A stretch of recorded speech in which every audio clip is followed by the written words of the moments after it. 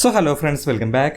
നമ്മളിപ്പോൾ ഫുട്ബോൾ എന്ന് പറയുന്ന ഗെയിമിനെ കുറച്ചുകൂടി ഡീപ്പായിട്ട് മനസ്സിലാക്കിക്കൊണ്ടിരിക്കുകയാണ്. അതിൻ്റെ ഭാഗമായിട്ടുള്ള രണ്ടാമത്തെ പാർട്ട് വീഡിയോ ആണത്. ആദ്യത്തെ പാർട്ടിൽ നമ്മൾ ഫേസസ് ഓഫ് ഫുട്ബോൾ, അതിൽ തന്നെ അറ്റാക്കിംഗ് ഫേസിനെ പറ്റിയും ആ ഒരു പാർട്ട് ഓഫ് ദ പിച്ചിനെയൊക്കെ പറ്റി സംസാരിച്ചിരുന്നു. സോ ആ ഒരു വീഡിയോ കണ്ടതിന് ശേഷം മാത്രം നിങ്ങളൊരു വീഡിയോ കാണാൻ വേണ്ടി ശ്രമിക്കുക. അതിൻ്റെ തുടർച്ചയാണ്, അതിൻ്റെ ബാക്കിയാണ് നമ്മൾ ഇന്ന് സംസാരിക്കാൻ പോകുന്നത്. സോ ഇന്ന് നമുക്ക് സംസാരിക്കാനുള്ളതിൽ ആദ്യത്തെ ടോപ്പിക് എന്ന് പറയുന്നത് ഡിഫെൻസീവ് ഫേസിനെ പറ്റിയാണ്. ഡിഫെൻസീവ് ഫേസ് കഴിഞ്ഞ വീഡിയോയിൽ സൂചിപ്പിച്ചതുപോലെ തന്നെ ഔട്ട് ഓഫ് പൊസിഷൻ, നമ്മുടെ കയ്യിൽ പൊസിഷൻ ഇല്ലാത്ത സമയത്ത് ഓപ്പണന്റ് ടീം പന്ത് കൈവശം വെക്കുന്ന സമയത്താണ് ഈ ഡിഫെൻസീവ് ഫേസിലേക്ക് ആ ഒരു ടീം പോകുന്നത്. ഇവിടെ നേരത്തെ പറഞ്ഞ part of the pitch, attacking third, middle third, defensive third, ഈ മൂന്ന് പാർട്ടിലും ആ ഡിഫെൻസീവ് ഫേസിലുള്ള ടീം വരുമ്പോൾ വരുന്ന കുറച്ച് കാര്യങ്ങളെ പറ്റിയാണ് സംസാരിക്കാനുള്ളത്. അതിൽ ആദ്യമേ നമ്മൾ തുടങ്ങാൻ പോകുന്നത് ഡിഫെൻസീവ് ഫേസിൻ ഡിഫെൻസീവ് തേർഡിലാണ്. അവിടെ വരുന്ന കുറച്ച് കാര്യങ്ങളെ പറ്റി. സോ ഇവിടെ നമ്മൾ നേരത്തെ പറഞ്ഞിട്ടുള്ള രണ്ട് ടേംസ് അല്ലെങ്കിൽ രണ്ട് സോണുകളാണ്, ഗോൾ സോൺ അല്ലെങ്കിൽ ഗോൾഡൻ സോണും അതുപോലെ തന്നെ അസിസ്റ്റ് സോണും. സോ ഇവിടെ ഡിഫെൻഡ് ചെയ്ത ടീം ഏറ്റവും അധികം പേടിക്കേണ്ടതും കരുതിയിരിക്കേണ്ടതും ഈ രണ്ട് സോണുകൾ തന്നെയാണ്. അതിൽ നമുക്ക് കൂടുതൽ ഫോക്കസ് ചെയ്യാൻ പറ്റുന്നത് അല്ലെങ്കിൽ ഒരു ഡിഫെൻസീവ് ടീമിന് കൂടുതൽ കെയർ കൊടുക്കാൻ പറ്റുന്നത് ആ ഒരു ഗോൾഡൻ സോൺ തന്നെയാണ്. അവിടേക്ക് മാക്സിമം പ്ലേയേഴ്സിനെ കൊണ്ടുവരിക. ആ ഒരു സിറ്റുവേഷനിൽ ആ ഒരു ടീമിന്റെ രണ്ട് സെന്റർ ബാക്ക് ഉണ്ടാവും, രണ്ട് ഫുൾ ബാക്ക് ഉണ്ടാവും, ഡിഫെൻസീവ് മിഡോ സെന്റർ മിഡോ ഉണ്ടെങ്കിൽ ആ രണ്ടുപേരും അവിടെ ഉണ്ടാവും, പിന്നെ വിങ്ങേഴ്സിന്റെ ഒരു സപ്പോർട്ട് ഉണ്ടാവും. ചുരുക്കി പറയുകയാണെങ്കിൽ ഒരു സ്ട്രൈക്കറും ഒരു അറ്റാക്കിംഗ് മിഡ്ഫീൽഡറും അല്ലെങ്കിൽ ഒരു രണ്ട് സ്ട്രൈക്കർ വെച്ച് കളിക്കുകയാണെങ്കിൽ അവരെ ഒഴിച്ച് ബാക്കി എല്ലാവരും ഈ ഡിഫെൻസീവ് തേർഡിൽ ടീം ഡിഫെൻഡ് ചെയ്യുമ്പോൾ അവിടെ പ്രസന്റ് ആയിരിക്കും. സോ ഇത്തരത്തിൽ ഇത്രയും ഇറക്കിയിട്ടായിരിക്കും ആ ഒരു ഡിഫെൻസീവ് ലൈൻ, അവിടെ ഗോൾ കീപ്പറും ആ ഒരു ഡിഫെൻസീവ് ലൈൻ തമ്മിലുള്ള അകലം വളരെ കുറവായിരിക്കും. ഈ ഒരു സിറ്റുവേഷൻ നമുക്ക് പൊതുവെ ലോ ബ്ലോക്ക് ഡിഫെൻഡിംഗ് എന്ന് പറയാം. ഡിഫെൻസീവ് തേർഡിൽ ആ ഒരു ലോ ബ്ലോക്ക് തന്നെയായിരിക്കും നമുക്ക് ചെയ്യാൻ സാധിക്കുക. സോ ഇവിടുത്തെ കീ ഫാക്ടേഴ്സ് എന്ന് പറയുന്നത് ഡിസിപ്ലിൻഡ് ആയിട്ടുള്ള പോസിഷനിങ്. പ്ലേയേഴ്സ് ഇപ്പോൾ സെൻറ്റർ ബാക്ക് ആണെങ്കിലും ഫുൾ ബാക്ക് ആണെങ്കിലും അവരുടെ ആ ഒരു ഏരിയ കവർ ചെയ്ത് ഡിസിപ്ലിൻഡ് ആയിട്ട് അവർക്ക് പോസിഷൻ ചെയ്യേണ്ടതുണ്ട്. അതുപോലെ തന്നെ ഈ പ്ലേയേഴ്സ് തമ്മിലുള്ള ഡിസ്റ്റൻസ് വളരെ നാരോ ആയിരിക്കും, ഡിസ്റ്റൻസ് വളരെ കുറവായിരിക്കും. അതുകൊണ്ട് തന്നെ ആ ഓപ്പൺ ടീമിന് ഇടയിലൂടെ പന്തെടുത്ത് മുന്നോട്ട് പോകാൻ അല്ലെങ്കിൽ അത്തരത്തിലുള്ള പാസിംഗ് ലൈൻസ് കട്ട് ചെയ്യാനും അവർക്ക് മുന്നോട്ടേക്ക് വരാനുള്ള സാധ്യതകൾ കുറയ്ക്കാനും പന്ത് വിൻ ചെയ്യാനുള്ള നമ്മുടെ ചാൻസസ് കൂട്ടാനും സാധിക്കും. പിന്നെ ഫിസിക്കാലിറ്റി, ഇവിടെ പല സമയത്തും ഹൈ ബോളുകൾ നേരത്തെ പറഞ്ഞ അസിസ്റ്റ് സോണിൽ നിന്നും ക്രോസുകൾ ഇങ്ങോട്ടേക്ക് വരാം. സോ അവിടെ 1-on-1 സിറ്റുവേഷനിൽ ഏരിയൽ ഡുവൽസിൽ പ്ലേയേഴ്സ് ഫിസിക്കലി വളരെയധികം ബാറ്റിൽസിൽ ഏർപ്പെടുന്നതും അവിടെ വിൻ ചെയ്യാൻ എബിലിറ്റി ഉള്ള പ്ലേയേഴ്സ് ഉണ്ടെങ്കിൽ ആ ഒരു ഡിഫെൻസീവ് തേർഡിൽ നല്ല രീതിയിലുള്ള ഡിഫെൻഡിങ് കാഴ്ചവെക്കാൻ സാധിക്കും. ഇവിടെ കോമൺ ആയിട്ട് കണ്ടുവരുന്ന രണ്ട് മെത്തേഡുകളെ പറ്റി കൂടി സംസാരിക്കേണ്ടതുണ്ട്. അതിൽ ആദ്യത്തെ എന്ന് പറയുന്നത് എപ്പോഴൊക്കെ ഒരു ചാൻസ് കിട്ടുന്നു, ഇപ്പോൾ ഡിഫെൻസീവ്ലി ലോ ബ്ലോക്ക് ഇട്ട് കളിക്കുന്ന ടീമാണെങ്കിൽ കൂടി എപ്പോഴെങ്കിലും അവർക്ക് ആ ഒരു ലൈൻ മുന്നോട്ടേക്ക് കൊണ്ടുവരാൻ ഒരു ചാൻസ് കിട്ടുമ്പോൾ അതിന് ശ്രമിക്കുന്ന ടീമുകളാണ്. ആ ഒരു സമയത്ത് ആ ഒരു ഡിഫെൻഡിങ് ടീമിന്റെ മെയിൻ ഉദ്ദേശം എന്ന് പറയുന്നത് മാക്സിമം ആ ഒരു ഗോൾ പോസ്റ്റിൽ നിന്നും ഈ ഒരു ഓപ്പൺ ടീമിനെ അകറ്റി നിർത്തുക എന്നുള്ളതാണ്. അതുകൊണ്ട് തന്നെ എപ്പോഴെങ്കിലും ഒരു ബാക്കിലേക്ക് ഒരു പാസ് കളിക്കും, ഇപ്പോൾ വിങ്ങിൽ പന്ത് കൈവശം വെച്ചുകൊണ്ടിരിക്കുന്ന ഒരു സിറ്റുവേഷനിൽ അവർ പെട്ടെന്ന് മിഡ്ഫീൽഡിലേക്ക് ബാക്കിലേക്ക് ഒരു പന്ത് കളിക്കുമ്പോൾ ഈ ലൈൻ, ആ ഒരു ഡിഫെൻഡിങ് ടീമിന്റെ ഡിഫെൻസീവ് ലൈൻ അവർ മുന്നോട്ടേക്ക് പുഷ് ചെയ്യും. ഇങ്ങനെ ഫ്രണ്ടിലേക്ക് വരുന്ന സമയത്ത് ആ ബാക്ക് പാസ് റിസീവ് ചെയ്യുന്ന പ്ലെയറിനെ പ്രസ് ചെയ്ത് പന്ത് റിക്കവർ ചെയ്യാൻ അവർക്ക് സാധിക്കും. സോ ഇവിടുത്തെ ഒരു പ്രൈമറി ഉദ്ദേശം എന്ന് പറയുന്നത് എത്രയും പെട്ടെന്ന് ആ ഒരു ഡിഫെൻസീവ് ലൈൻ മുന്നോട്ടേക്ക് പുഷ് ചെയ്യുക, അതുവഴി പ്ലേയേഴ്സിനെ, ഓപ്പൺ പ്ലേയേഴ്സിനെ ബാക്കിലേക്ക് തന്നെ അവരെ വീണ്ടും പിറകിലേക്ക് ബിൽഡപ്പ് ഫേസിലേക്കോ അല്ലെങ്കിൽ ബാക്കിലേക്ക് കളിപ്പിക്കുക. അങ്ങനെ ബാക്കിലേക്ക് കളിപ്പിക്കുന്ന സിറ്റുവേഷൻസിൽ പന്ത് റിക്കവർ ചെയ്യാൻ, പ്രസ് ചെയ്യാൻ ഉള്ള ശ്രമം, പുഷ് ചെയ്യുമ്പോൾ ഓട്ടോമാറ്റിക്കലി നമുക്ക് മുന്നോട്ട് കയറി വരാനും പ്രസ് ചെയ്യാനൊക്കെ സാധിക്കും. ആ ഡിഫെൻസീവ് ലൈൻ ഡിസിപ്ലിൻഡ് ആയിട്ട് മുന്നോട്ട് കയറി വരുന്നതുകൊണ്ട് തന്നെ അവിടെ മറ്റ് പ്ലേയേഴ്സിന് പോസിഷൻ ചെയ്യാനോ പന്ത് റിസീവ് ചെയ്യാനുള്ള സാധ്യതകളില്ല. സോ അതുകൊണ്ട് തന്നെ പന്ത് റിസീവ് ചെയ്യാൻ, പന്ത് റീകളക്ട് ചെയ്യാൻ, റിക്കവർ ചെയ്യാനുള്ള ഒരു ഓപ്ഷൻ കിട്ടും. ഇനി രണ്ടാമതെന്ന് പറയുന്നത് ഇതിന്റെ നേരെ ഓപ്പോസിറ്റ് ആണ്. ഇവിടെ മുന്നോട്ട് പുഷ് ചെയ്യാൻ ഒരു ഓപ്പർച്യൂണിറ്റി കിട്ടിയാലും അത് യൂസ് ചെയ്യാതെ ഓപ്പണന്റിനെ വീണ്ടും ആ ഒരു ഗോൾ പോസ്റ്റിലേക്ക് ഇൻവൈറ്റ് ചെയ്യുന്ന ഒരു രീതിയാണ്. ഇവിടുത്തെ ഒരു ഉദ്ദേശം എന്ന് പറയുന്നത് ഓപ്പണന്റിനെ മാക്സിമം ഔട്ട് ഓഫ് പൊസിഷനിലാക്കുക. അവരുടെ ബാക്കിലെ പല പ്ലേയേഴ്സും സ്പ്രെഡ് ആവും, അവിടെ ഒരുപാട് ഗ്യാപ്പ്, അവരുടെ പ്ലേയേഴ്സ് തമ്മിലുള്ള അകലം വളരെ കൂടും. സോ ഇവിടെ ഡിഫെൻഡിങ് ആണ് ആദ്യം ചെയ്യേണ്ടത്. ഡിഫെൻഡ് കൃത്യമായ രീതിയിൽ ആ ഒരു ഫിസിക്കാലിറ്റി വെച്ചുകൊണ്ടും പ്രസ്സിംഗ് വെച്ചുകൊണ്ടും ഡിസിപ്ലിൻഡ് ആയിട്ടുള്ള പോസ്റ്റിംഗ് വെച്ചുകൊണ്ടും പന്ത് റിക്കവർ ചെയ്യുക എന്നുള്ളതാണ് ആദ്യത്തെ ഉദ്ദേശം. അങ്ങനെ ഇൻവൈറ്റ് ചെയ്ത് പ്ലേയേഴ്സിനെ കൊണ്ടുവന്ന് ഓപ്പണൻസിനെ മാക്സിമം സ്പ്രെഡ് ആക്കി കഴിഞ്ഞാൽ പിന്നീട് പന്ത് റിക്കവർ ചെയ്യുമ്പോൾ കൗണ്ടർ അറ്റാക്ക് ചെയ്യുക എന്ന് പറയുന്ന ഒരു ഉദ്ദേശമാണ് ഇവിടെ ആ ഒരു ഡിഫെൻസീവ് ടീമിലുള്ളത്. ഇടയ്ക്കുക, അതുവഴി പന്ത് റിക്കവർ ചെയ്യുമ്പോൾ കൗണ്ടർ അറ്റാക്കിനുള്ള ഒരു പ്രതീക്ഷ അല്ലെങ്കിൽ അതിന് വേണ്ടിയിട്ടുള്ള ഒരു ഓർഗനൈസേഷനാണ് ഈ ഡിഫെൻസീവ് ഫേസിൽ ആ ഒരു ടീം ചെയ്യുന്നത്. സോ കോമൺ ആയിട്ട് കണ്ടുവരുന്ന രണ്ട് ഡിഫെൻസീവ് മെത്തേഡാണ്. ഡിഫെൻസീവ് തേർഡിൽ വരുന്ന ഡിഫെൻസീവ് മെത്തേഡിനെ പറ്റിയാണ് നമ്മളിപ്പോൾ സംസാരിച്ചത്. സോ ഇനി നമ്മൾ കുറച്ചുകൂടി മുന്നോട്ടുമാണ് ഒരു രണ്ടാമത്തെ part of the pitch, middle third. അവിടേക്ക് വരുമ്പോൾ ഇതൊരു 50-50 ആണെന്ന് പറയാം. കാരണം സ്വന്തം പോസ്റ്റിൽ നിന്നും അതുപോലെ തന്നെ ഓപ്പണന്റ് പോസ്റ്റ് വെച്ച് നോക്കുമ്പോഴും അങ്ങോട്ടും ഇങ്ങോട്ടുള്ള അകലം ഏതാണ്ട് സെയിം ആണ്. അതുകൊണ്ട് തന്നെ ഒരു മാച്ചിൽ ഈ ഒരു മിഡ്ഫീൽഡിൽ ഒരു ഡോമിനേഷൻ കൊണ്ടുവരുന്നത്, ഇവിടെ നിന്ന് പന്ത് റിക്കവർ ചെയ്യുന്നത്,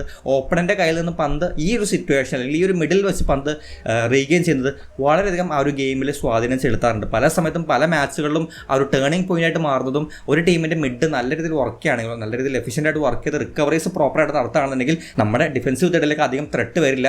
റിക്കവർ ചെയ്ത് കഴിഞ്ഞാൽ ഓപ്പണന്റിന്റെ അറ്റാക്കിംഗ് തേർഡിലേക്ക് നമുക്ക് കൃത്യമായ രീതിയിൽ മുന്നോട്ട് പോകാൻ സാധിക്കും. സോ അതുകൊണ്ട് തന്നെയാണ് ഈ ഒരു പോർഷൻ വളരെയധികം ഇമ്പോർട്ടൻ്റ് ആയിട്ട് വരുന്നത്. ആൻഡ് ഇവിടെ മിഡിൽ നിൽക്കുന്ന മിഡ്ഫീൽഡ് പ്ലേയേഴ്സിന് മാത്രമല്ല ഉത്തരവാദിത്തമുള്ളത്, ബാക്കിലെ ഒരു ഡിഫെൻസീവ് ലൈൻ കൂടി ഇവിടെ പ്രാധാന്യത്തിലേക്ക് വരുന്നുണ്ട്. ഈ ഡിഫെൻഡിങ് മിഡിൽ തേർഡിലേക്ക് വരുമ്പോഴൊക്കെ തൊട്ടാണ് നമുക്ക് ഓഫ് സൈഡ് ട്രാപ്പ് എന്ന് പറയുന്ന പറയുന്ന സംഭവം നടപ്പിലാക്കാൻ സാധിക്കും. ഓഫ് സൈഡ് ട്രാപ്പ് നിങ്ങൾ ഒരുപാട് കണ്ടുള്ളൊരു കാര്യമായിരിക്കും. ഡിഫൻസീവ്ലി മാക്സിമം ഓർഗനൈസ്ഡ് ആയിട്ടൊരു സ്ട്രെയിറ്റ് ലൈനായിട്ട് വെച്ചുകൊണ്ട് നേരത്തെ പറഞ്ഞാൽ നമ്മൾ അറ്റാക്കിംഗ് ഫേസിൽ മിഡിൽ വരുമ്പോൾ ഓപ്പണന്റ് ശ്രമിക്കുന്ന ഒരു കാര്യമാണ് പ്രോഗ്രഷൻ, മുന്നോട്ടേക്ക് പന്ത് കളിക്കുക, ഹൈ ബോൾ കളിക്കുക, ത്രൂ ബോൾ കളിച്ച് പന്ത് റിസീവ് ചെയ്യാൻ ശ്രമിക്കുക എന്നുള്ളത്. സോ ഇവിടെ ഡിഫൻഡേഴ്സ് പ്രധാനമായിട്ട് ശ്രദ്ധിക്കേണ്ട കാര്യം ഓർഗനൈസ്ഡ് ആയിട്ട് ലൈൻ കീപ്പ് ചെയ്യുക. ലൈൻ ആ ഒരു സ്ട്രെയിറ്റ് ലൈനായിട്ട് വെച്ചുകൊണ്ട് ടൈമിങ്സിന് പ്രാധാന്യം കൊടുത്ത് എപ്പോഴെങ്കിലും ഒരു പ്ലെയർ ആ ലൈനിൽ പൊസിഷൻ ചെയ്യുന്നുണ്ടെങ്കിൽ ഒരുമിച്ച് മുന്നോട്ട് കയറി ആ ഒരു പാസ് വരുന്ന സിറ്റുവേഷനിൽ ഓപ്പണന്റിനെ ഓഫ് സൈഡിലേക്ക് തള്ളിവിടുക. ഇനി അത് നടപ്പിലായില്ലെങ്കിൽ, ഇനി അത് വർക്കായില്ല, ടൈമിങ് കുറച്ച് പാളിപ്പോയി, അല്ലെങ്കിൽ പ്ലേയേഴ്സ് ഔട്ട് ഓഫ് പൊസിഷൻ ആണ്, സ്ട്രെയിറ്റ് ലൈൻ അല്ലെങ്കിൽ ഈ ഡിഫൻഡേഴ്സ് എപ്പോഴും വിജിലൻ്റ് ആയിരിക്കണം. പിറകിലേക്ക് ഒരു റണ്ണ് നടത്താൻ, ക്വിക്കായിട്ട് റിയാക്ഷൻ ഇടാൻ ആ ഡിഫൻഡേഴ്സ് തയ്യാറായിരിക്കണം. സോ ഇവിടെ മിഡിൽ തേർഡിലേക്ക് വരുമ്പോൾ മിഡ്ഫീൽഡേഴ്സും അതുപോലെ തന്നെ ഒരു ഡിഫൻസീവ് ലൈനിൽ നിൽക്കുന്ന ഡിഫൻഡേഴ്സിനും വളരെയധികം പ്രാധാന്യമുണ്ട്. അവർക്കും നല്ല രീതിയിൽ കോൺട്രിബ്യൂട്ട് ചെയ്യാൻ സാധിക്കും. ആൻഡ് ഇനി മിഡിൽ റിക്കവറീസ് വന്നു കഴിഞ്ഞാൽ നേരത്തെ പറഞ്ഞ പോലെ കുറച്ചുകൂടി ക്ലോസസ്റ്റ് ആണ്. നമ്മുടെ ഓപ്പണൻ ബോക്സിന് അല്ലെങ്കിൽ ഓപ്പണൻ ഗോൾ പോസ്റ്റിലേക്ക് നമ്മൾ കുറച്ചുകൂടി അടുത്താണ് മിഡിലേക്ക് വരുമ്പോൾ. അവിടെ കുറച്ചുകൂടി നല്ല രീതിയിലുള്ള കൗണ്ടർ അറ്റാക്ക്, ഡിഫൻസീവ് തേർഡിൽ നിന്നുള്ള കൗണ്ടർ അറ്റാക്കിനേക്കാൾ കുറച്ചുകൂടി എഫിഷ്യൻ്റ് ആയിട്ടും കുറച്ചുകൂടി എഫക്റ്റീവായിട്ടും ഈ മിഡിലുള്ള കൗണ്ടർ അറ്റാക്ക് നടപ്പിലാക്കാൻ സാധിക്കും. പല ടീമുകൾ ഇപ്പോൾ ഇവാൻ്റെ രണ്ടാമത്തെ സീസണിൽ മിഡ് ബ്ലോക്ക് എന്ന് പറഞ്ഞിട്ട് അല്ലെങ്കിൽ മിഡിലെ പ്രസ്സിങ്ങിന് വളരെയധികം പ്രാധാന്യം ഉണ്ടായിരുന്നു. അവിടെ നമ്മുടെ ടീമിൻ്റെ ആ ഒരു സ്ട്രൈക്കേഴ്സൊക്കെ കുറച്ചുകൂടി ഇറങ്ങി മിഡിലായിരിക്കും പോസിഷൻ ഉണ്ടാവുക. മിഡ് ബ്ലോക്ക് നമ്മൾ കഴിഞ്ഞ വീഡിയോയിൽ സംസാരിച്ചിരുന്നു. ആ രീതിയിൽ പോസിഷൻ ചെയ്യും. ആൻഡ് ഇതൊരു ട്രാപ്പാണ് സെറ്റ് ചെയ്തിരിക്കുന്നത്. മിഡിലേക്ക് അവർ പാസിംഗ് ലൈൻ കട്ട് ചെയ്ത് അല്ലെങ്കിൽ മാക്സിമം കൺജസ്റ്റഡ് ആക്കി വെച്ചുകൊണ്ട് ഇവിടെ നിന്ന് പന്ത് റിക്കവർ ചെയ്യും. ഇവിടെ നിന്ന് പന്ത് റിക്കവർ ചെയ്ത് കഴിഞ്ഞാൽ ഓപ്പണന്റിന്റെ ബിൽഡപ്പ് ഫേസിൽ അവർ സ്പ്രെഡ് ആയിട്ടായിരിക്കും നിൽക്കുന്നത്. ആ ഗ്യാപ്സ് യൂസ് ചെയ്ത് എത്രയും പെട്ടെന്ന് ഓപ്പണന്റ് ഹാഫിലേക്ക് എത്തി ഗോൾ സ്കോർ ചെയ്യുക. ഇനി നമ്മൾ ലാസ്റ്റ് പാർട്ട് അറ്റാക്കിംഗ് തേർഡിലെ ഡിഫെൻഡിങ്ങിലേക്ക് വരാം. ഇവിടെയാണ് നമ്മൾ അഗ്രസീവായിട്ട് പ്രസ് ചെയ്യുന്ന അല്ലെങ്കിൽ അഗ്രസീവായിട്ട് ഹൈ പ്രസ്സിംഗ് എന്ന് പറയുന്ന ടേം ഒക്കെ കൂടുതൽ കേൾക്കാൻ സാധ്യതയുള്ളത്. ഈ സിറ്റുവേഷനിൽ നമ്മുടെ അറ്റാക്കിംഗ് പ്ലേയേഴ്സ്, നമ്മുടെ സ്ട്രൈക്കേഴ്സ്, ചിലപ്പോൾ 2 സ്ട്രൈക്കർ ഉണ്ടെങ്കിൽ 2 സ്ട്രൈക്കർ, വിങ്ങർ, അറ്റാക്കിംഗ് പ്ലേയേഴ്സ് ആണ് ഇവിടെ ഡിഫെൻഡ് ചെയ്യുന്നത്. ഇവരുടെ സ്റ്റാർട്ടിംഗ് പൊസിഷൻ ഓപ്പണന്റിന്റെ ഡിഫെൻസീവ് തേർഡിലായിരിക്കും. അവർ ബിൽഡപ്പ് ഫ്രം ബാക്ക് കളിക്കുന്ന സിറ്റുവേഷനിലാണ് നമുക്ക് ഈ പറഞ്ഞ ഹൈ പ്രസ്സിങ്ങും അല്ലെങ്കിൽ ഈ പറഞ്ഞ പ്രസ് ചെയ്ത് പന്തെടുക്കുന്ന പരിപാടിയൊക്കെ കുറച്ചുകൂടി എഫക്റ്റീവായിട്ട് ചെയ്യാൻ സാധിക്കുക. ലോങ് കിക്ക് ആണെങ്കിൽ അതിനൊരു പോസിബിലിറ്റി ഇല്ല. ഈ സംഭവം നമ്മുടെ ഇവാൻ വൂക്കമനോവിച്ച് അദ്ദേഹത്തിന്റെ ഫസ്റ്റ് സീസണിൽ നല്ല രീതിയിൽ എക്സിക്യൂട്ട് ചെയ്തൊരു കാര്യമാണ്. ഡയസിനെയും വാസ്കസിനെയും സഹലിനെയും ലൂണയൊക്കെ വെച്ചിട്ട് കൃത്യമായ രീതിയിൽ ആ ഒരു front line pressing opponent build up ചെയ്യുന്ന മുംബൈ സിറ്റി എഫ്സിക്കെതിരെയൊക്കെ വളരെ എഫക്റ്റീവായിട്ട് ചെയ്തൊരു കാര്യമാണ്. ആൻഡ് ഇവിടെയാണ് പ്രസ്സിങ്ങിന്റെ കുറച്ച് വേരിയേഷൻസ് വരുന്നത്. 2 ടൈപ്പ് ഓഫ് പ്രസ്സിംഗ് ആണ് കോമൺ ആയിട്ട് ഫുട്ബോളിൽ കാണാറുള്ളത്. പ്രസ്സിംഗ് ട്രാപ്സും പ്രസ്സിംഗ് ട്രിഗേഴ്സും. സോ പ്രസ്സിംഗ് ട്രാപ്പ് എന്ന് പറയുന്നത് ആ പേര് പോലെ തന്നെ ഒരു ട്രാപ്പാണ്. നമ്മളിപ്പോൾ ചില പോർഷൻ ഉണ്ടാവും, ചില ഏരിയാസ് ഉണ്ടാവും. ആ ഏരിയാസിലേക്ക് പ്ലേയേഴ്സിനെ, ഓപ്പണന്റ് പ്ലേയേഴ്സിനെ ഫോഴ്സ്ഫുള്ളി കളിപ്പിച്ചിട്ട് ആ ഏരിയയിലേക്ക് വരുന്ന സമയത്ത് പ്രസ് ചെയ്യുന്ന ഒരു രീതിയാണ്. ഇപ്പോൾ വൈഡ് ഏരിയാസ് സെൻറ്ററിൽ കൃത്യമായ രീതിയിൽ പാസിംഗ് ലൈന് കട്ട് ചെയ്ത് അതുപോലെ തന്നെ പ്ലേയേഴ്സിനെ മാക്സിമം ഓക്യുപ്പൈ ചെയ്ത് നിൽക്കുമ്പോൾ അവർ ഫോഴ്സ്ഫുള്ളി വൈഡിലേക്ക് കളിക്കും. വൈഡിലേക്ക് കളിക്കുന്ന സിറ്റുവേഷൻ നമുക്ക് അവിടെ ഒരു വിങ്ങറിൻ്റെയും ഒരു സ്ട്രൈക്കറിൻ്റെയും 2 പ്ലേയേഴ്സിൻ്റെയൊക്കെ ഒരു എക്സ്ട്രാ ഒരു ന്യൂമറിക്കൽ അഡ്വാൻറ്റേജ് കിട്ടും. അങ്ങനെ ആ ഏരിയയിലേക്ക് അവരെ ഫോഴ്സ് ചെയ്ത് ഒരു ട്രാപ്പ് സെറ്റ് ചെയ്ത് അങ്ങോട്ടേക്ക് പന്ത് വരുന്ന സിറ്റുവേഷനിൽ, അവിടെ ഒരു പ്ലെയറിന് പന്ത് റിസീവ് ചെയ്യുന്ന സിറ്റുവേഷനിൽ ആ സമയത്ത് പ്രസ് ചെയ്യാം. അതാണ് പ്രസ്സിംഗ് ട്രാപ്സ്. ഇതൊരു വൈഡ് മാത്രമായിരിക്കണം എന്നില്ല, ചിലപ്പോൾ സെൻറ്റർ ആയിരിക്കാം, മിഡ് ആയിരിക്കാം, അല്ലെങ്കിൽ ഇപ്പുറത്തെ സൈഡ് ആയിരിക്കാം. ആ രീതിയിൽ പ്രസ് ചെയ്ത് പന്തെടുക്കുന്നതാണ് പ്രസ്സിംഗ് ട്രാപ്സ് എന്ന് പറയുന്നത്. പ്രസ്സിംഗ് ട്രിഗേഴ്സ് കുറച്ചുകൂടി കളിയിൽ നടക്കുന്ന കാര്യങ്ങളെ ബേസ് ചെയ്തിട്ടാണ്. ഇപ്പോൾ ഒരു പ്ലെയറിന് ഒരു മിസ് പാസ് വരുത്തുന്നു, അല്ലെങ്കിൽ ഒരു വീക്ക് പ്ലെയറിൻ്റെ പാസ് നമ്മൾ ടാർഗറ്റ് ചെയ്തിരിക്കുന്ന ബോൾ പ്ലേയിങ് കുറവുള്ള ഒരു പ്ലെയർ ഉണ്ടാവും, ഒരു ലോങ് ബോളിന് പവർ ഇല്ലാതെ വരുന്നു. അത്തരം ഓപ്പണന്റെ മിസ്റ്റേക്ക് വരുന്ന സമയത്ത്, എന്തെങ്കിലും ട്രിഗർ ആവുന്ന സമയത്ത് മാത്രം പോയി പ്രസ് ചെയ്യുന്ന രീതിയാണ് പ്രസ്സിംഗ് ട്രിഗേഴ്സ് എന്ന് പറയുന്നത്. സോ ഡിഫൻസീവ് ഫേസ് കഴിഞ്ഞു. ഇനിയാണ് ട്രാൻസിഷൻ വരുന്നത്. ട്രാൻസിഷനിൽ ആദ്യം സംസാരിക്കാൻ പോകുന്നത് ഡിഫൻസീവ് ട്രാൻസിഷനിലേക്കാണ്. നമ്മൾ അറ്റാക്ക് ചെയ്തുകൊണ്ടിരിക്കുന്നു, പന്ത് നഷ്ടപ്പെടുന്നു, തിരിച്ച് ഡിഫൻസിലേക്ക് ഇറങ്ങി പോകുന്ന സിറ്റുവേഷൻ. അത് ഈ പറഞ്ഞ 3 പാർട്ട് ഓഫ് ദ പിച്ചിലും അറ്റാക്കിംഗ് തേർഡ്, മിഡിൽ തേർഡ്, അതുപോലെ തന്നെ ഡിഫൻസീവ് തേർഡിലും സംസാരിക്കേണ്ടതുണ്ട്. അതിൽ ആദ്യത്തേത് അറ്റാക്കിംഗ് തേർഡിനെ പറ്റിയാണ്. നമ്മൾ അറ്റാക്ക് ചെയ്തുകൊണ്ടിരിക്കുന്ന സമയത്ത് നമ്മൾ ഓപ്പണന്റ് ഹാഫിൽ വെച്ചിട്ട് ഓപ്പണന്റ് ഡിഫൻസീവ് തേർഡ്, അതായത് നമ്മുടെ അറ്റാക്കിംഗ് തേർഡിൽ വെച്ചിട്ട് പന്ത് നഷ്ടപ്പെടുന്നു. ആ സിറ്റുവേഷനിലുള്ള ഡിഫെൻഡിങ്. ഇവിടെ അറ്റാക്കിംഗ് തേർഡിൽ നമ്മുടെ ടീമിൻ്റെ ഡിഫെൻഡിങ്ങിൽ പ്രസ്സിംഗ് എന്ന് പറയുന്ന വാക്ക് ഉപയോഗിച്ചു. തിരിച്ച് ട്രാൻസിഷനിലേക്ക് വരുമ്പോൾ കൗണ്ടർ പ്രസ്സിംഗ് എന്ന് പറയുന്ന വാക്കാണ് ഇവിടെ വരുന്നത്. സോ കൗണ്ടർ പ്രസ്സിംഗ് വളരെ സിമ്പിളായിട്ട് പറയുകയാണെങ്കിൽ നഷ്ടപ്പെട്ട പന്ത് എത്രയും പെട്ടെന്ന് വീണ്ടെടുക്കുക, അത്രയേ ഉള്ളൂ. നമ്മൾ അറ്റാക്കിംഗ് തേർഡിൽ വെച്ച് ഓപ്പണന്റിൻ്റെ ആ ഒരു ബോക്സിൻ്റെ ഏരിയയിൽ വെച്ച് പന്ത് നഷ്ടപ്പെടുകയാണ്.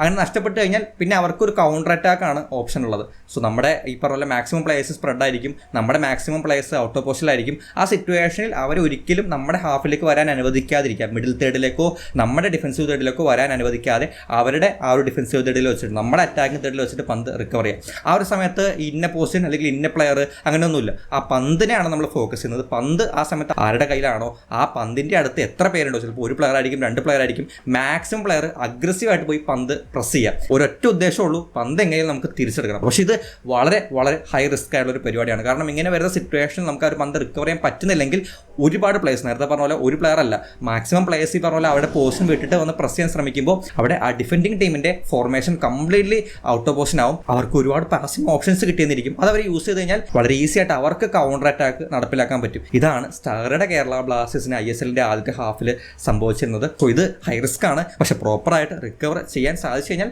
നമുക്ക് വീണ്ടും അറ്റാക്ക് ചെയ്യാനും ഗോൾ അടിക്കാനും ഒരു ഓപ്പർച്യൂണിറ്റി കിട്ടും. ആൻഡ് ഇവിടെ ഈ പറഞ്ഞ അറ്റാക്കിംഗ് തേടൽ ഈ ഒരൊറ്റ സാധ്യത മാത്രമല്ല ഉള്ളത്. ഇതിനെ നമുക്ക് വേറൊരു രീതിയിൽ ഇപ്പോൾ കൗണ്ടർ പ്രസിങ്ങിന് പോവാതെ തന്നെ നമുക്ക് ഈ ഒരു അറ്റാക്കിംഗ് തേടൽ റിയാക്ട് ചെയ്യാൻ സാധിക്കും. അവിടെ കുറച്ചുകൂടി ഡിലേ ചെയ്യുക. സിമ്പിളായിട്ട് പറയുകയാണെങ്കിൽ ബാക്കിലേക്ക് ഇറങ്ങി ഓടുക, എത്രയും പെട്ടെന്ന് ആ ഒരു ഡിഫെൻസീവ് ഷേപ്പിലേക്ക് വരിക. ഇവിടെ ഒരു വ്യത്യാസം എന്ന് പറയുന്നത് ആ ഒരു ബോളിനെ അല്ല ആ ഒരു ഡിഫെൻഡിങ് ടീം ഫോക്കസ് ചെയ്യുന്നത്, ആ ഒരു ബോൾ കൊടുക്കാൻ പറ്റുന്ന പാസിംഗ് ഓപ്ഷൻസിനെയാണ്, ആ പാസിംഗ് ലൈൻസാണ് നമ്മൾ കട്ട് ചെയ്യേണ്ടത്. ഒരു പ്ലെയർ പന്ത് റിഗെയിൻ ചെയ്യുമ്പോൾ ആ ഒരു പ്ലെയറിന് പാസ് കൊടുക്കാൻ ഒരു ഓപ്ഷൻ ഇല്ലെങ്കിൽ ഓട്ടോമാറ്റിക്കലി ആ ഒരു player with the ball move ചെയ്യണം, പന്തുമായിട്ട് റൺ ചെയ്യണം. പക്ഷെ അവിടെ ഒരു പാസിംഗ് ഓപ്ഷൻ ഉണ്ടെങ്കിൽ ഒരു പെട്ടെന്നൊരു പാസ് ഹൈ ബോൾ അല്ലെങ്കിൽ ലോങ് ബോൾ ത്രൂ ബോൾ കളിക്കാൻ പറ്റി കഴിഞ്ഞാൽ വളരെ പെട്ടെന്ന് അവർക്ക് നമ്മുടെ ഹാഫിലേക്ക് എത്താൻ പറ്റും. ആ പാസിംഗ് ലൈൻ കട്ട് ചെയ്ത് കഴിഞ്ഞാൽ അവർ പന്തായിട്ട് ക്യാരി ചെയ്ത് വരുമ്പോൾ ആ മൂവ്മെന്റ് ഡിലേ ആക്കാൻ പറ്റും, നമുക്ക് റീഗ്രൂപ്പ് ചെയ്യാൻ പറ്റും, തിരിച്ച് ഡിഫൻസിലേക്ക് പോകാൻ പറ്റും. അങ്ങനെ കുറച്ചുകൂടി കാമായി ഡിഫെൻഡ് ചെയ്യാൻ പറ്റും. അവിടെ പന്ത് റിക്കവർ ചെയ്യാനല്ല പ്രൈമറി ഫോക്കസ് എന്ന് പറയുന്നത്, തിരിച്ച് ഡിഫെൻഡിങ്ങിലേക്ക് വരിക, റീഗ്രൂപ്പ് ചെയ്യുക, ഷേപ്പ് മെയിൻറ്റെയിൻ ചെയ്യുക, അതാണ് അവിടെ ഫോക്കസ്. തോമസ് ചോയ്സ് കേരള ബ്ലാസ്റ്റേഴ്സിന് ടേക്ക് ഓവർ ചെയ്തപ്പോൾ ആ സമയത്ത് അദ്ദേഹം ഈ പറഞ്ഞ കൗണ്ടർ പ്രസിംഗ് എന്ന ടീമിനെ ഈ ഒരു രീതിയിലേക്കുള്ള മാറ്റത്തിലേക്ക് കൊണ്ടുവന്നത് നമുക്ക് ഒരുപാട് ഈ പറഞ്ഞ ഡിഫൻസ് ഔട്ടർഷിപ്പായി പോകുന്നതും ഒരുപാട് ഇഷ്യൂസൊക്കെ കുറച്ചിരുന്നു. ഇനി മിഡിൽ തേർഡിലേക്ക് വരുമ്പോഴും ഇവിടെ വലിയ വ്യത്യാസങ്ങളൊന്നുമില്ല. അറ്റാക്ക് ഇതിൽ സംഭവിച്ച അതേ കാര്യങ്ങളാണ്. ഒന്നല്ലെങ്കിൽ കൗണ്ടർ പ്രസ് ചെയ്ത് പന്ത് റീഗെയിൻ ചെയ്ത് ശ്രമിക്കാം, അല്ലെങ്കിൽ ഈ പറഞ്ഞ പോലെ ഡിലേ ചെയ്യാം. ആ മാക്സിമം നമ്മുടെ ഡിഫൻസീവ് തേർഡിലേക്ക് പന്ത് വരാതിരിക്കാൻ വേണ്ടിയിട്ട് ആ ഒരു പ്രിക്കോഷൻസ് എടുത്ത് കാമായിട്ട് കളിക്കാം. വലിയ വ്യത്യാസങ്ങൾ ഇവിടെ മിഡിൽ തേർഡിൽ വരുന്നില്ല. ഇനി നമ്മുടെ ഡിഫൻസീവ് തേർഡിലേക്ക് വരുമ്പോൾ നമ്മുടെ ഡിഫൻസീവ് തേർഡിൽ വെച്ചിട്ടാണ് പന്ത് നഷ്ടപ്പെടുന്നുണ്ടെങ്കിൽ ഓപ്പണിന്റെ കുറച്ചൊരു അഡ്വാൻറ്റേജ് ഉണ്ട്. നമ്മൾ ബിൽഡപ്പ് ചെയ്യുന്ന സിറ്റുവേഷനിലാണ് ഇത് സംഭവിക്കുന്നത്. അവിടെ നമ്മുടെ maximum defenders out of position ആയിരിക്കും, ഫുൾ ബാക്ക് ഓവർലാപ്ഡ് ആയിരിക്കും, സെൻട്രൽ മിഡ്ഫീൽഡർ കുറച്ചുകൂടി അഡ്വാൻസ്ഡ് ആയിരിക്കും. സോ അവിടെ മാക്സിമം നമുക്ക് ചെയ്യാൻ സാധിക്കുന്നത് സ്ലോ ഡൗൺ ചെയ്യുക എന്നുള്ളത് തന്നെയാണ്. മാക്സിമം ആ ഒരു പ്ലെയർ ക്യാരി ചെയ്യുന്ന പ്ലെയറിനെ സ്ലോ ഡൗൺ ചെയ്യുക, അതുപോലെ തന്നെ നേരത്തെ പറഞ്ഞ ഗോൾ സോൺ അല്ലെങ്കിൽ ഗോൾഡൻ സോൺ കവർ ചെയ്ത് നിൽക്കുക. അവിടെ വലിയ വേരിയേഷൻസ് ഒന്നും പറയാനില്ല. സോ ഇനി ഈ ഒരു ടോപ്പിക്കിലെ തന്നെ അവസാനത്തെ ആ ഒരു പാർട്ടിലേക്ക് നമ്മൾ വരാണ്, അറ്റാക്കിംഗ് ട്രാൻസിഷൻ. ഇത് ഡിഫൻസീവ് തേർഡ് നമുക്ക് തുടങ്ങാം. ഇവിടെ നേരത്തെ പറഞ്ഞ ആ ഒരു അറ്റാക്കിംഗ് ട്രാൻസിഷനിൽ പ്രൈമറി ഫോക്കസ് എന്ന് പറയുന്നത് കൗണ്ടർ അറ്റാക്ക് തന്നെയാണ്. നമ്മുടെ ഡിഫൻസീവ് തേർഡിൽ വെച്ചിട്ട് നമ്മൾ പന്ത് റിക്കവർ ചെയ്യുന്നു. പിന്നെ നമുക്ക് ഓപ്ഷൻ ഉള്ളത് ഫ്രണ്ടിൽ നിൽക്കുന്ന ഒരു സ്ട്രൈക്കറോ ചിലപ്പോൾ വൈഡിൽ നിൽക്കുന്ന ഒരു വിങ്ങറോ ആയിരിക്കാം. ഡയറക്റ്റ് ആയിട്ടുള്ള ഒരു പാസ്, ലോങ് പാസ് വെച്ചുകൊണ്ട് ആ ഒരു പ്ലെയറിനെ ഫൈൻഡ് ചെയ്യുന്നു. മാക്സിമം എല്ലാ പ്ലേയേഴ്സും, മാക്സിമം ഈ പറഞ്ഞ ഫുൾ ബാക്സ്, വൈഡ് നിൽക്കുന്ന പ്ലേയേഴ്സ്, വിങ്ങേഴ്സ് എല്ലാവരും മുന്നിലേക്ക് റൺ ചെയ്യുന്നു, ഓപ്ഷൻസ് കാണിച്ചു കൊടുക്കുന്നു. അവരുടെ ഒരുപാട് പ്ലേയേഴ്സ് ഒന്നും ഓപ്പൺ ആൻഡ് ഹാഫിൽ ഉണ്ടാവില്ല, അവർ ഒരു ഹൈ ബ്ലോക്കിലായിരിക്കും ഉണ്ടാവുക. സോ അവരുടെ ഹൈ ബ്ലോക്കും അവിടെ വരുന്ന സ്പേസും മാക്സിമം യൂട്ടിലൈസ് ചെയ്യുക എന്ന് പറയുന്നതാണ് ഈ അറ്റാക്കിംഗ് തേർഡിൽ വരുന്ന ഒരു മെയിൻ ആയിട്ടുള്ള ഓപ്ഷൻ. മിഡിലേക്ക് വരുമ്പോഴും ഏതാണ്ട് സെയിം തന്നെയാണ്. നേരത്തെ പറഞ്ഞ ഒരു മിഡ് ബ്ലോക്ക് ടാക്ടിക്സ് എക്സിക്യൂട്ട് ചെയ്യാൻ പറ്റുന്ന ഒരു ഏരിയ ആണ്. ഓപ്പണിന്റെ ബിൽഡപ്പിലാണ് അവരുടെ പ്ലേയേഴ്സ് തമ്മിൽ നല്ല രീതിയിലുള്ള ഡിസ്റ്റൻസ് ഉണ്ട്. പ്രോഗ്രസീവ് പാസുകൾ കളിച്ച് അപ്പുറത്തേക്ക് എത്താം. ഇവിടെ മറ്റൊരു ഓപ്ഷൻ കൂടി ഉള്ളത്, വേണമെങ്കിൽ നമുക്ക് പൊസിഷൻ മെയിൻറ്റെയിൻ ചെയ്യാം. മിഡിൽ വെച്ച് പന്ത് റിക്കവർ ആണെങ്കിൽ നമുക്ക് വീണ്ടും ഒന്ന് സ്ലോ ഡൗൺ ചെയ്യണമെന്നുണ്ടെങ്കിൽ അത് കളിയുടെ ഗതിക്ക് അനുസരിച്ചൊക്കെ ഇരിക്കും. നമ്മൾ ലീഡിലൊക്കെ ആണെങ്കിൽ വേണമെങ്കിൽ സ്ലോ ഡൗൺ ചെയ്യാൻ വേണ്ടി പൊസിഷൻ മെയിൻറ്റെയിൻ ചെയ്യാൻ പറ്റുന്ന ഒരു ഓപ്ഷൻ മിഡിൽ തേർഡിലേക്ക് വരുമ്പോൾ എക്സ്ട്രാ ആയിട്ട് കിട്ടുന്നുണ്ട്. അറ്റാക്കിംഗ് തേർഡിലേക്ക് വരുമ്പോൾ അവിടെ കുറച്ച് സ്ട്രൈറ്റ് ആണ് കാര്യങ്ങൾ. പന്ത് കിട്ടുന്നു, 1-2 ടച്ച്, 1-2 പാസ്, ഗോൾ അടിക്കുക, പരിപാടി കഴിഞ്ഞു. ഓപ്പണിന്റെ ഡിഫൻസീവ് തേർഡിൽ വെച്ചിട്ടാണ് നമ്മൾ പന്ത് റിക്കവർ ചെയ്യുന്നത്. സോ അവിടെ നമുക്ക് വേറെ വർത്തമാനത്തിലേക്കൊന്നും പോകേണ്ട ആവശ്യമില്ല. ഇതുപോലെ തന്നെ അവരുടെ ഡിസ്റ്റൻസിൽ നിൽക്കുന്ന പ്ലേയേഴ്സിന്റെ ഇടയിലേക്ക് പാസ് കളിക്കുക, പെട്ടെന്ന് ഓൺ ടാർഗറ്റിലേക്ക് ഷോട്ട് എടുക്കാൻ ശ്രമിക്കുക. ഇതാണ് അറ്റാക്കിംഗ് ട്രാൻസിഷൻ അറ്റാക്കിംഗ് തേർഡിൽ വരുമ്പോൾ. സോ ഈ രണ്ട് പാർട്ട് വീഡിയോയിൽ നമ്മൾ പറഞ്ഞിട്ടുള്ള എല്ലാ കാര്യങ്ങളും അത് ആ ഒരു കളിയുടെ സ്റ്റേറ്റിനനുസരിച്ച് ആ ഒരു ടീം ലീഡിലായിരിക്കാം, അല്ലെങ്കിൽ ആ ഒരു ടീം കൺസിഡർ ചെയ്ത് നിൽക്കുന്ന സിറ്റുവേഷൻ ആയിരിക്കാം, അല്ലെങ്കിൽ ഓപ്പൺ ടീമിൻ്റെ ടാക്ടിക്സിനനുസരിച്ച്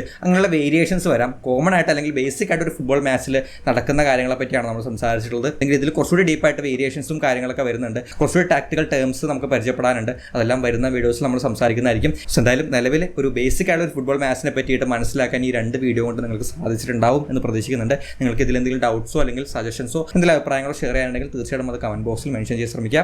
നമുക്ക് എന്തായാലും മറ്റു വീഡിയോയിൽ കാണാം. ബൈ.